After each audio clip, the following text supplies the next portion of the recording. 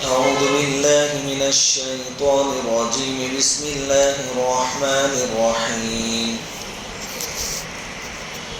وإذ قالت الملائكة يا مريم إن الله اصطفاك وطهرك واصطفاك على نساء العالمين يا مريم اقنتي لربك واسجدي واركعي مع الراكعين ذلك من أنباء الغيب نوحيه إليك وما كنت لديهم إذ يلقون أقلامهم أيهم يكفل مريم وما كنت لديهم إذ يختصمون إذ قالت الملائكة يا مريم إن الله يبشرك بكلمة منه اسمه المسيح عيسى ابن مريم وجيها في الدنيا والآخرة ومن المقربين ويكلم الناس في المهد وكهلا ومن الصالحين صدق الله العظيم. سورہ آل عمران کی چند آیتوں کی تلاوت کی گئی ہے. بات دراصل چل رہی تھی حضرت مریم رضی اللہ تعالی عنہا کے بارے میں. حضرت مریم رضی اللہ تعالی عنہا حضرت عیسیٰ علیہ السلام کی والدہ ہیں اور عیسیٰ علیہ السلام بغیر باپ کے پیدا ہوئے. قرآن کا ایک حکم نبی کریم صلی اللہ علیہ وسلم کو اور آپ کے ذریعے پوری امت کو یہ ہے کہ جب کسی کو دعوت دے دین کی تو حکمت کے ساتھ دعوت دے اور اچھے طریقے سے دعوت دے. ادعو الی سبیل ربک بالحکمت والموعظۃ الحسنہ. لڑائی جھگڑا نہ ہو، بحث و مباحثہ نہ ہو. اور اگر کبھی بحث و مباحثہ کی نوبت آ جائے تو اس کے بارے میں حکم فرمایا وجادلہم باللتی ہی احسن. بحث و مباحثہ میں بھی طریقہ اچھا ہونا چاہیے. اخلاق کا دامن ہاتھ سے چھوٹنا نہیں چاہیے. تو دعوت دیں گے پوری حکمت کے ساتھ. قرآن نے خود ان آیتوں میں دعوت دی ہے حکمت کے ساتھ. کن کو؟ عیسائیوں کو، اور خاص کر کے جو وفد نجران سے آیا تھا ان کو. کیسے حکمت کے ساتھ دعوت دی قرآن نے؟ کہ قرآن ان کو ڈائریکٹ یہ کہہ سکتا تھا کہ آپ جس عیسیٰ علیہ السلام کے بارے میں ہم کو پوچھ رہے ہیں وہ سوائے ایک بشر اور انسان کے کچھ نہیں. یہ کہہ سکتا تھا کیونکہ عیسیٰ علیہ السلام کی پیدائش بھی ماں کے پیٹ سے ہوئی ہے جیسے کہ سب انسانوں کی ہوتی ہے. لیکن قرآن نے یہ الفاظ نہیں کہے. قرآن نے عیسیٰ علیہ السلام کی والدہ کا ویلیو کیا تھا وہ پہلے بیان کیا کہ عیسیٰ علیہ السلام تو معزز ہے ہی اپنی جگہ پر، لیکن آپ کی والدہ یہ بھی بڑے درجے کی عورت تھی. تو پہلے قرآن نے حضرت مریم رضی اللہ تعالیٰ عنہ کے احوال، ان کی پاکیزگی کو بیان فرمایا. اس سے آدمی کیا ہوتا ہے؟ متاثر ہوتا ہے. عیسیٰ علیہ السلام کے ماننے والے ہیں اور عیسیٰ علیہ السلام کے بارے میں سننے آئے ہیں، اور قرآن عیسیٰ علیہ السلام کی بات تو بیان کرتا ہی کرتا ہے. وہ تو بہت بڑے نبی تھے، وہ پورا تذکرہ آج کے سبق میں آئے گا. لیکن جس کے بارے میں پوچھتے ہیں ان کے خاندانی حالات بھی قرآن نے بیان کیے کہ صرف عیسیٰ علیہ السلام نہیں، ان کا پورا خاندان معزز تھا، قابل احترام تھا، بڑے درجے کا خاندان تھا. ان کی والدہ بی بی مریم بڑی پاکیزہ عورت تھی. اور اس سے بڑھ کر قرآن نے حکمت کا پہلو یہ اختیار کیا کہ اگلے نبیوں کا جو تذکرہ کیا، ان اللہ اصطفیٰ آدم و نوحا و آل ابراہیم و آل عمران علی العالمین، تو آدم علیہ السلام کا تذکرہ کیا، وہ تو خود نبی تھے. نوح علیہ السلام کا تذکرہ کیا، وہ بھی خود نبی تھے. ابراہیم علیہ السلام اور آپ کی اولاد کا تذکرہ کیا، وہ بھی سب نبی تھے. ساتھ میں وآل عمران، عمران کے گھر والوں یعنی عیسیٰ علیہ السلام کو بھی اللہ تعالیٰ نے نبی بنایا. تو یہاں عیسیٰ علیہ السلام کے نانا کا نام جو عمران تھا، ان کو بھی وہ نبی نہیں تھے، اس کے باوجود نبیوں کی لائن میں بیان کیا ان کا نام. ایک شخصیت جو نبی نہیں تھے عیسیٰ علیہ السلام کے نانا، لیکن ان کا نام، ان کا تذکرہ اللہ تعالیٰ نے نبیوں کی لائن میں لیا. اتنا احساس دیا. یہ وہ پہلو ہے کہ جب سامنے والی پارٹی سمجھدار ہوتی ہے، پڑھی لکھی ہوتی ہے، تو ان پہلوؤں پر ان کی نظر جاتی ہے کہ ہم جس عیسیٰ علیہ السلام کو مانتے ہیں، یہ تو ان کی بھی تعظیم کرتے ہیں، ان کی والدہ کی بھی تعظیم کرتے ہیں، اور ان کے نانا کو نبیوں کے لسٹ میں اللہ تعالیٰ نے بیان فرمایا، ان کی بھی تعظیم کرتے ہیں. یہ حکمت. کوئی ایسے الفاظ کہ جس سے سامنے والوں کا دل ٹوٹے یا ان کے اگلوں کو برا کہنا، یہ دعوت کے کام کو پھر بگاڑ دیتا ہے. موسیٰ علیہ السلام جب فرعون کے پاس آئے دعوت لے کر، جب آپ کو نبی بنایا گیا، پہنچے، تو فرعون تو ایک سیاسی آدمی تھا، بادشاہ تھا، اور اپنی حکومت کا خطرہ اس کو محسوس ہوا. تو اس نے سب وزیروں کے سامنے کیا پوچھا تھا؟ فما بال القرون الاولی، کہ موسیٰ تم یہ کہتے ہو کہ اگر تم ایمان نہیں لاؤ گے تو ہلاک ہو جاؤ گے، جہنم میں جاؤ گے، تو ہم سے پہلے جو بغیر ایمان کے مر گئے ان کا کیا؟ اگر موسیٰ علیہ السلام بھی جذبات میں ہماری طرح کہہ دیتے وہ سب جہنمی ہیں، تو فرعون کو ایک مدعا بن جاتا کہ دیکھو یہ تمہارے باپ داداؤں کو جہنمی کہہ رہا ہے. یہ پوائنٹ وہ پکڑ لیتا، سیاسی آدمی تھا، پوائنٹ اٹھا لیتا، اور وہ مجمع پورا موسیٰ علیہ السلام کی پکڑ میں نہ آتا تھا. موسیٰ علیہ السلام نے بہترین جواب دیا، نبی تھے. قال علمها عند ربی فی کتاب، کہ بھائی ان کا کیا بنے گا وہ تو میرا رب جانتا ہے. حالانکہ نتیجہ صاف تھا کہ اگر بغیر ایمان کے گئے ہیں وہ لوگ بھی تو ان کا ٹھکانہ جہنم ہے. لیکن موسیٰ علیہ السلام نے نہیں کہا کہ وہ سب جہنمی تھے. سے ہم بھی دعوتی پہلو میں حکمت کو اختیار کریں. ایسے چھوٹے موٹے پہلوؤں کو، اصل یہ ہے کہ سامنے والا متاثر ہو، امپریس ہو، اور ہماری بات پوری سنے تو اس کا ایک اثر ہوتا ہے. تو قرآن نے یہ ساری بابتوں کو سامنے رکھا، اور عیسائی وفد جو نجران سے آیا تھا 7 لوگوں پر مشتمل تھا، اس میں بڑے بڑے عالم بھی تھے، پادری بھی تھے. ان کے سامنے یہ بات رکھی کہ مریم تو بہت پاکیزہ عورت تھی، اور مریم کے والد عمران یہ بھی بہت اونچے درجے کے تھے، بیت المقدس کے امام تھے. اس کے بعد اللہ تعالیٰ عیسیٰ علیہ السلام کی جو پیدائش ہوئی اس واقعے کو یہاں پر تفصیل سے بیان فرماتے ہیں، اور عیسیٰ علیہ السلام کی شخصیت کیا تھی. جو سوال تھا نجران کے وفد کا، وہ اللہ تعالیٰ بڑی تفصیل سے یہاں بیان فرماتے ہیں. اللہ تعالیٰ فرماتے ہیں وَإِذْ قَالَتِ الْمَلَائِكَةُ، اور وہ وقت بھی یاد رکھنے کے قابل ہے جبکہ فرشتوں نے کہا کہ مریم، یعنی عیسیٰ علیہ السلام کی والدہ سے، مریم سے کہا ان اللہ اصطفاکی، اللہ تعالیٰ نے آپ کو منتخب فرما لیا ہے، چن لیا ہے. وطہرکی، اور آپ کو پاک کر دیا ہے، یعنی آپ کی فطرت ہی ایسی اللہ تعالیٰ نے بنا دی کہ آپ کے عقائد میں اور آپ کے اعمال میں کوئی گندگی نہیں پائی جائے گی.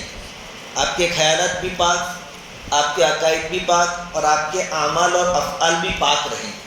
وطہرکی واصطفاکی علی نساء العالمین، اور دنیا جہاں کی عورتوں پر تم کو منتخب کر لیا، یعنی آپ دنیا جہاں کی عورتوں کی سردار.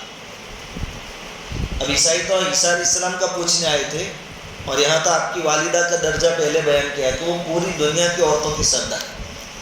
اب ہم جمعہ میں ایک لفظ یہ بھی سنتے ہیں وَفَاطِمَةُ سَيِّدَةُ نِسَاءِ أَهْلِ الْجَنَّةِ، کہ حضرت فاطمہ جنتی عورتوں کی سردار ہے. اور یہاں قرآن کہہ رہا ہے کہ حضرت مریم رضی اللہ تعالیٰ عنہ وہ سردار ہیں. مفسرین نے اس کا جواب دیا کہ حضرت مریم اپنے زمانے کی تمام عورتوں کی سردار اور ان سے بیسٹ اور بہتر، اور حضرت فاطمہ الزہرا رضی اللہ تعالیٰ عنہ یہ پوری دنیا کی عورتوں کے سردار. تو اللہ تعالیٰ نے حضرت مریم کو بھی یہ درجہ دیا تھا کہ اپنے زمانے کی تمام عورتوں کی سردار قرار دی گئی، اور سب سے اونچا درجہ ان کا قرار دیا گیا. ایک حقیقت یہ بھی ہے کہ قرآن نے جتنے اوصاف عیسیٰ علیہ السلام کے بیان کیے ہیں بائبل اور انجیل نے بھی اتنے اوصاف بیان نہیں کیے، بلکہ انجیل کے 4 نسخے، لوکا، متی، یوحنا، ایک اور ہے چوتھا مرقس نام ہے شاید، اس میں بھی میں تفسیر میں دیکھ رہا تھا تو کہا کہ عیسیٰ علیہ السلام کا ویلیو تو بیان کسی درجے میں کیا گیا ہے کہ عیسیٰ یسوع اللہ کے نبی ہے وغیرہ وغیرہ، اور فرشتے کے ذریعے پھونک مروائے گئے، لیکن حضرت مریم کی کوئی خاص فضیلتیں ان کے اندر بیان نہیں کی۔ قرآن تو ان کی فضیلتیں بھی بیان کرتے ان سے زیادہ۔ دوسری بات کہ انجیل اور بائبل کے اندر عیسیٰ علیہ السلام کی 2-4 معجزے ہی خاص طور پر بیان کیے گئے، قرآن نے ان سے زیادہ معجزے بیان کیے، تو اس معاملے میں بھی قرآن انجیل سے آگے بہت زیادہ عیسیٰ علیہ السلام کے جو معجزے دیے گئے تھے قرآن نے بیان کیے۔ اللہ تعالیٰ آگے فرماتے ہیں کہ اللہ تعالیٰ نے آپ کو پوری دنیا کی عورتوں پر چن لیا، منتخب کر لیا، ایک مرتبہ اور ویلیو دیا ہے۔ یا مریم اقنتی لربکی، اے مریم اپنے رب کی اطاعت کرتی رہو، واسجدی، اور سجدے کرو یعنی نماز پڑھو، ورکعی مع الراکعین، اور رکوع کرنے والوں کے ساتھ رکوع کرو، رکوع کرنے والوں کے ساتھ رکوع کرو ایسا کہا۔ اور سجدے کی بات آئی وہاں واسجدی مع الساجدین ایسا نہیں کہا، سجدہ کرنے والوں کے ساتھ سجدہ کرو ایسا نہیں کہا، وہاں صرف سجدہ کرو۔ اور رکوع کی بات آئی تو کہا کہ رکوع کرنے والوں کے ساتھ رکوع کرو۔ معرف القرآن میں مفتی شفیع صاحب رحمۃ اللہ علیہ نے اس کی وضاحت لکھی ہے کہ اصل کیا ہوتا ہے کہ سجدہ تو آدمی 2 کرنے ہیں ایک رکعت میں تو ٹھیک ٹھاک کر لیتا ہے، لیکن رکوع میں جتنا جھکنا چاہیے عام طور پر لوگ جھکتے نہیں، آدھا ادھورا رکوع میں گئے اور کھڑے ہو جاتے، توجہ نہیں دیتے۔ تو اس پوائنٹ کو اللہ تعالیٰ نے پکڑا کہ جیسے سجدہ مکمل اور اطمینان سے کرنا، پورا کرنا ضروری، رکوع بھی اطمینان کے ساتھ اور پورا جھک کر کرنا ضروری ہے۔ تو جو لوگ اطمینان کے ساتھ رکوع کرتے ہیں ان کے جیسا تم بھی پورا رکوع کرو۔ اکثر ہوتا ہے کہ امام صاحب رکوع میں گئے، اب آنے والے کو فکر اس بات کی رہتی ہے کہ رکعت چھوٹ جائے گی اگر کھڑے ہو گئے، تو اللہ اکبر آدھا ادھورا گیا اور امام کھڑا ہو گیا۔ بہت سارے مسئلے بھی نہیں جانتے کہ اب یہ رکعت میرے کو ملی کہ نہیں ملی۔ اور انفرادی طور پر بھی جب نماز پڑھتے ہیں تو معمولی کچھ دکھا ہوا ہے وغیرہ تو رکوع پر لوگ دھیان نہیں دیتے، تو کہا کہ رکوع بھی بڑے اطمینان سے کرنا چاہیے۔ اللہ تعالیٰ حضرت مریم سے کہہ رہے ہیں کہ اپنے رب کی عبادت کرو، سجدہ کرو، رکوع کرو، یعنی عبادت میں مشغول رہو، نماز پڑھتی رہو۔ ذالک من انباء الغیب نوحیہ الیک، اللہ تعالیٰ اپنے نبی سے کہہ رہے ہیں اور نبی کے ذریعے عیسائیوں کو کہہ رہے ہیں کہ یہ وہ خبریں ہیں غیب کی جو ہم آپ کو پہنچا رہے ہیں۔ حضور صلی اللہ علیہ وسلم کو تو معلوم نہیں تھا۔ اس آیت میں حضور کی نبوت کی بھی دلیل ہے کہ حضور اللہ کی طرف سے نبی اور رسول ہیں اور حضور پر وحی آتی تھی۔ کیسے؟ وَمَا كُنْتَ لَدَيْهِمْ إِذْ يُلْقُونَ أَقْلَامَهُمْ أَيُّهُمْ يَكْفُلُ مریم، کہ نبی آپ اس وقت ان کے پاس نہیں تھے جب وہ مریم کی کفالت کون کرے گا اس معاملے میں قرآن اندازی کر رہے تھے۔ گزشتہ کل آیا تھا سبق میں کہ بھئی حضرت مریم جب چھوٹی تھی اور ان کی والدہ کی منت کے مطابق اس کو حوالے کرنا تھا مسجد کے کسی خادم کے، تو سب کہہ رہے تھے کہ مجھے دے دو، میرے حوالے کرو، تو ایک جگرے کی نوبت وہاں پیش آ گئی۔ تو اللہ تعالیٰ اپنے نبی سے کہتے کہ تم تو اس وقت نہیں تھے، حضور کہاں تھے اس وقت؟ یہ تو اللہ نے بتایا کہ ایسا ہوا تھا۔ یہ حضور کے نبی اور رسول ہونے کی دلیل ہے کہ حضور پر وحی آئی، اللہ نے بتایا، یہ حضور کے نبی اور رسول ہونے کی دلیل۔ اور بڑا مسئلہ کہ حضور عالم الغیب نہیں تھے۔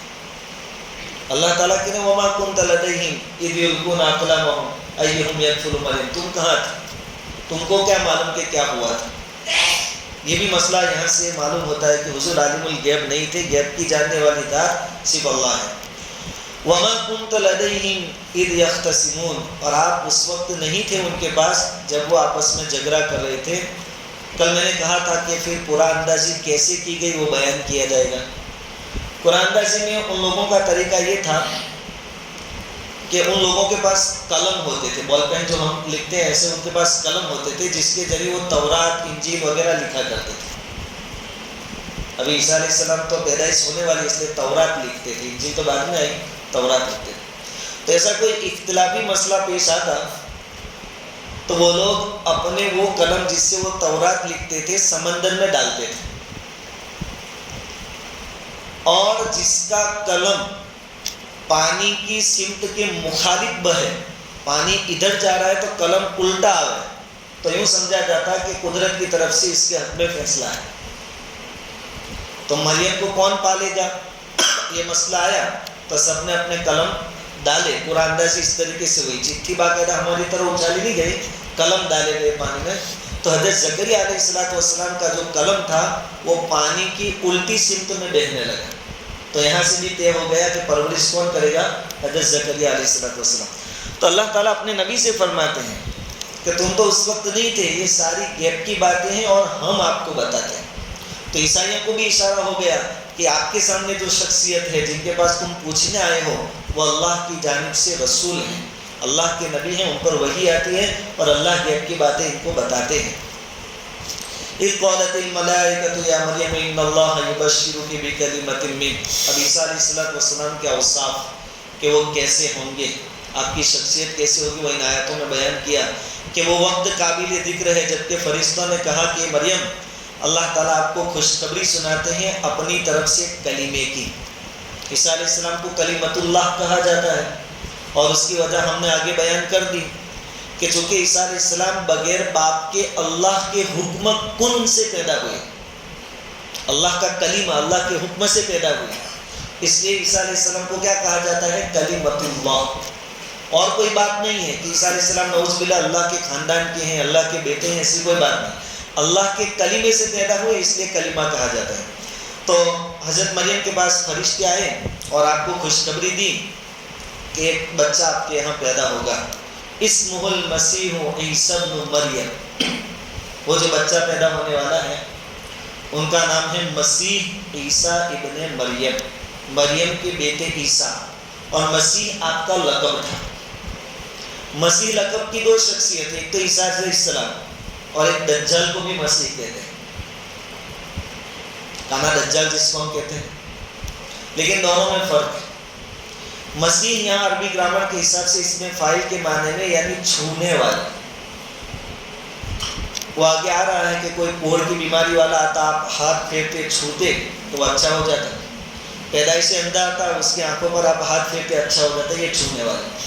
اور وہ جو مسیح دجال کہا جاتا ہے وہ ہے ممسوح کے معنی میں، اس میں مفعول یعنی چھوا ہوا، یعنی اس کے اوپر ہاتھ پھیرائے گئے، چونکہ اس کی ایک آنکھ سے وہ کانا ہوگا، سپاٹ ہوگی، تو گویا کہ ہاتھ پھیر کر اس کی ایک آنکھ کو کیا کر دیا گیا، پلاسٹر کر دیا، بند کر دیا گیا، اس لیے اس کو بھی مسیح کہا جاتا ہے، اور عیسیٰ علیہ السلام کو بھی مسیح کہا جاتا ہے۔ تو اللہ تعالیٰ فرماتے ہیں کہ وہ جو بچہ پیدا ہوگا اس کا نام ہوگا مریم کا بیٹا عیسیٰ، اور ان کا لقب ہوگا مسیح، وجیہن فی الدنیا والآخرہ، با آبرو ہوگا، عزت والا ہوگا دنیا میں بھی اور آخرت میں۔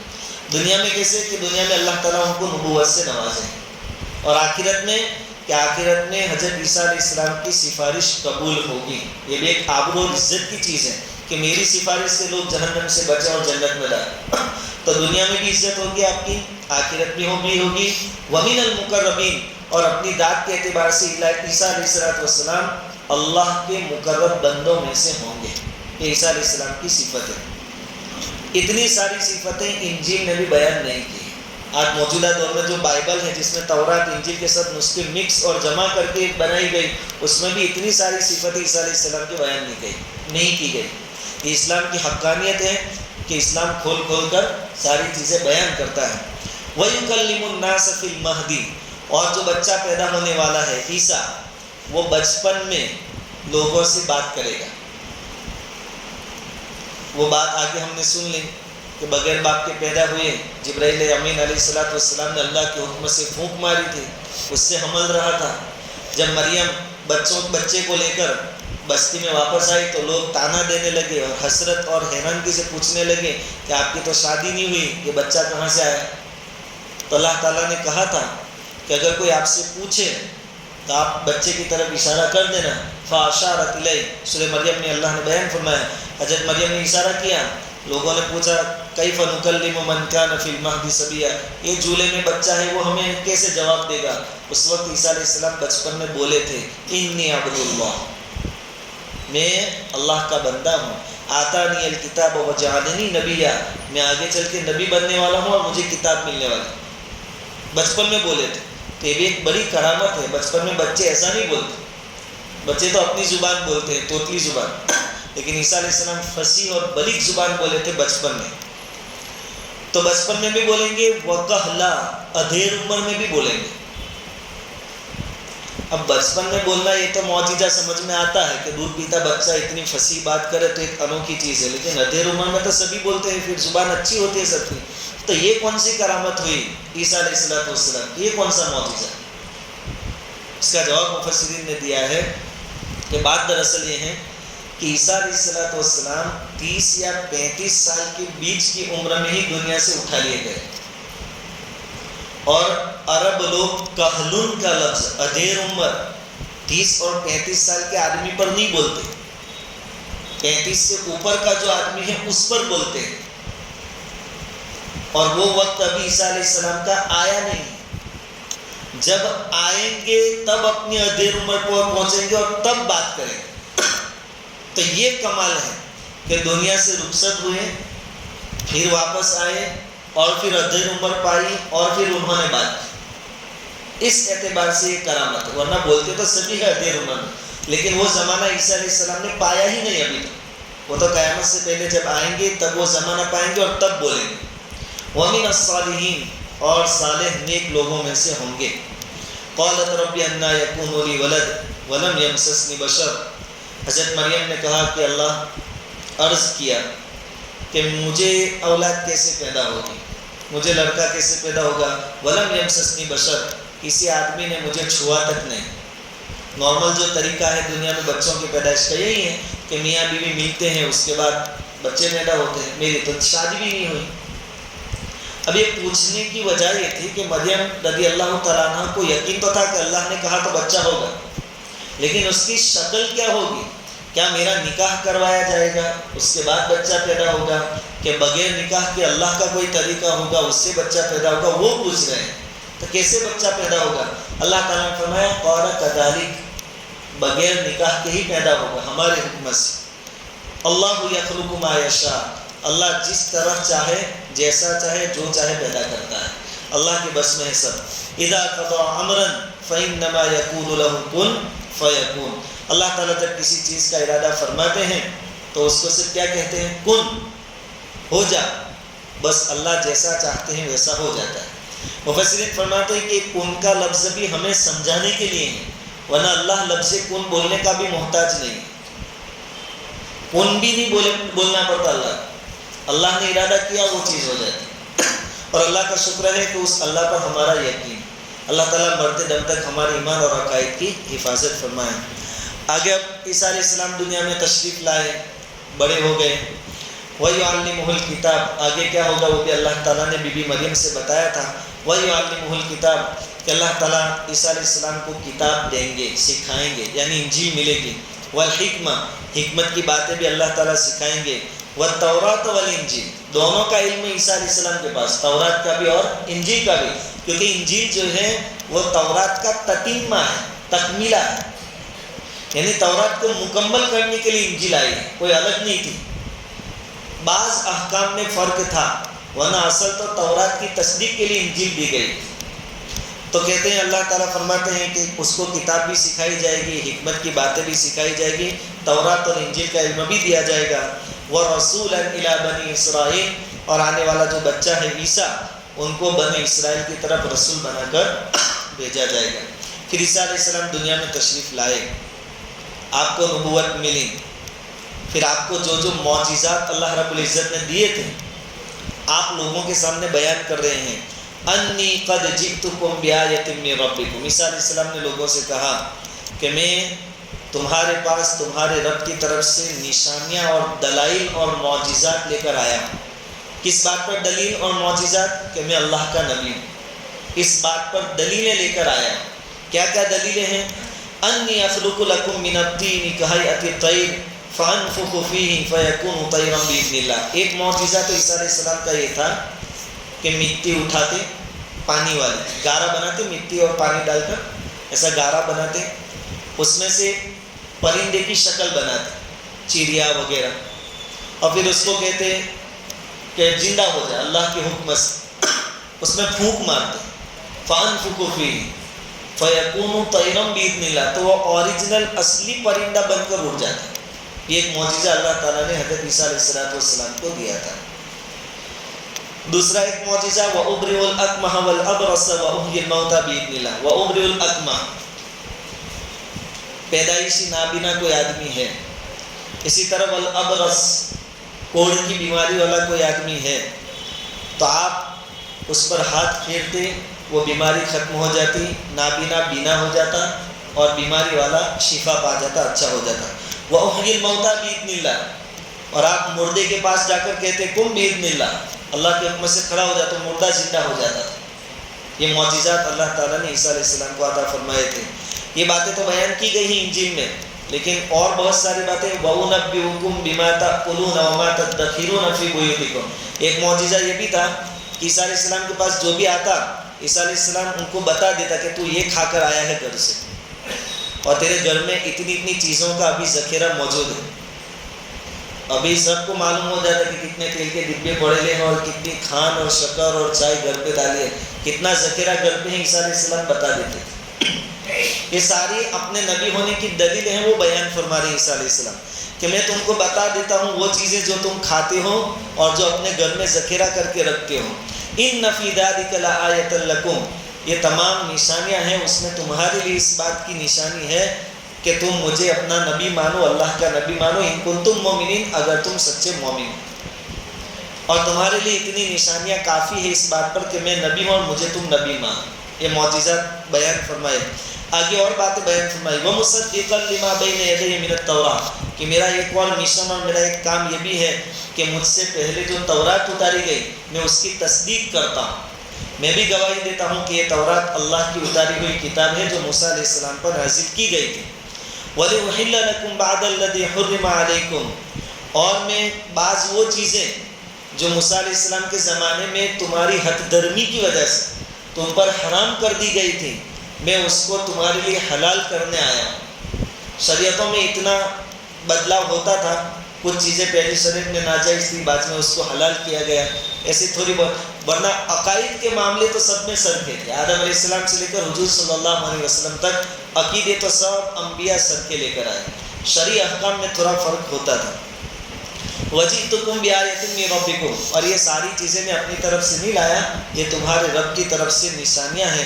فَاتَّقُوا اللَّهَ وَأَطِیعُونِ، جبکہ میں نے اپنے نبی ہونے کی دلیلیں پیش کر دی، معجزات دکھا دیے تمہارے سامنے، تو اب تم کیا کرو، مجھے نبی مانو اللہ کا، اور میرے کہنے کی وجہ سے اللہ سے ڈرو، اور جب میں نبی ہوا تو میری پیروی کرو، میں جیسے راستے پر تم کو لے جاؤں اس پر چلو۔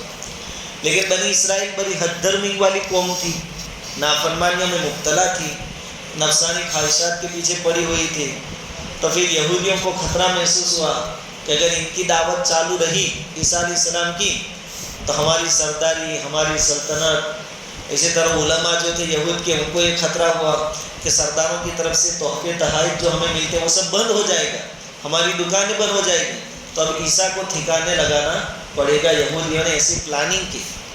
قرآن نقل کرتا ہے فَلَمَّا أَحَسَّ عِيسَىٰ مِنْهُمُ الْكُفْرَ قَالَ مَنْ أَنصَارِي إِلَى اللَّهِ، عیسیٰ علیہ السلام نے محنت کی، پھر خطرہ محسوس ہوا کہ کچھ پلاننگ میرے خلاف ہو رہی ہے، تو جب عیسیٰ علیہ السلام نے خطرہ محسوس کیا تو پوچھا اپنے ماننے والوں سے کہ بھائی میری مدد کون کرے گا، اللہ کے دین کے خاطر میری مدد کون کرے گا، اللہ کے خاطر میرے ساتھ کون کھڑا رہے گا، کہ اگر میں دین کی تبلیغ میں لگا ہوں اور مجھ پر کوئی مصیبت آ رہا ہے تو اس کا دفاع کرنے کے لیے، ڈیفینس کرنے کے لیے کون تیار ہے؟ قال الحواریون نحن انصار اللہ، تو عیسیٰ علیہ السلام کے جو حواری تھے، آپ کے جو دوست اور ساتھی اور ماننے والے تھے، انہوں نے کہا کہ ہم اللہ کے دین کی مدد اور نصرت کے لیے تیار ہیں۔ حضور کے ساتھیوں کو صحابہ کہا جاتا ہے۔ عیسیٰ علیہ السلام کے جو ساتھی تھے ان کو کہتے ہیں حواری۔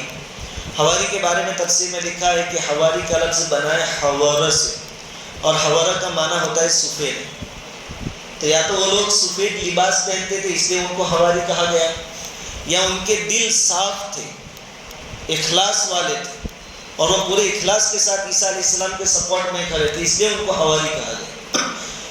ان کی تعداد صرف 12 بتلائی جاتی ہے کہ 12 حواری تھے عیسیٰ علیہ السلام کے ساتھ۔ انہوں نے کہا کہ ہم اپنی جان مال لگا دیں گے اللہ کی دین کی نصرت اور مدد میں، آمنا باللہ، ہم اللہ پر ایمان لے آئے، واشہد بأننا مسلمون، اور حواریوں نے اپنے نبی سے یعنی عیسیٰ علیہ السلام سے کہا کہ آپ بھی گواہ رہنا، ہم مسلمان ہو گئے۔ ربنا آمنا بما انزلت واتبعنا الرسول فاکتبنا مع الشاہدین۔ ابھی اپنی بات کو پختہ کریں حواری ماننے والے کہ ہمارے رب، آپ نے جو انجیل نازل کی اور آپ نے جو نبی بھیجا اس پر ہم ایمان لے آئے ہیں۔ واتبعنا الرسول، رسول کی بھی ہم نے پیروی اختیار کر لی۔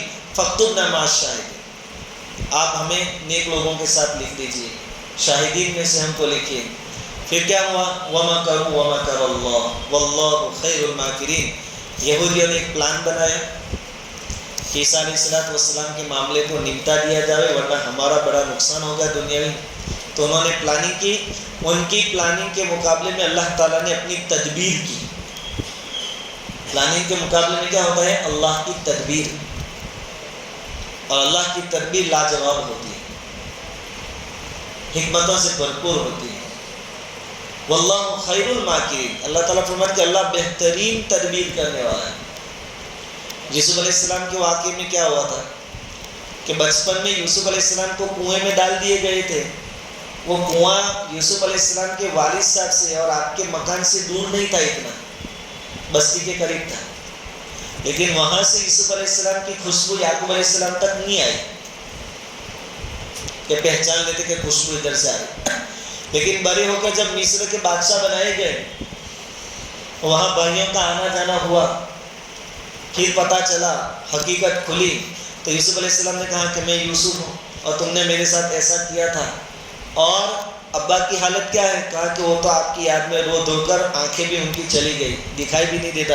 تو یوسف علیہ السلام نے اس وقت کیا کہا تھا کہ میرا جبہ لے جاؤ اور ابا کو پہنا دو یا ابا کے چہرے پر رکھ دو، ان کی بینائی لوٹ آئے گی۔ تو جب وہ قافلہ مصر سے روانہ ہوا تو یہاں یعقوب علیہ السلام وہاں مدین میں کہہ رہے تھے کہ مجھے یوسف کی خوشبو آ رہی تھی۔ بچپن میں کنواں قریب تھا، وہاں سے خوشبو نہیں آنے دی اللہ نے، اور بڑے ہو گئے تو وہاں مصر سے خوشبو یہاں آ رہی۔ یہ ہوتی ہے اللہ رب العزت کی پلاننگ، آدمی سمجھتا نہیں۔ تو یہودیوں نے پلاننگ کی، اللہ تعالیٰ نے اپنی تدبیر کو عمل میں لائے اللہ تعالیٰ، اور اللہ تعالیٰ نے عیسیٰ علیہ السلام کو اپنے فضل و کرم سے آسمان پر اٹھا لیا۔ اس کا مختصر تذکرہ انشاءاللہ آئندہ کل آئے گا۔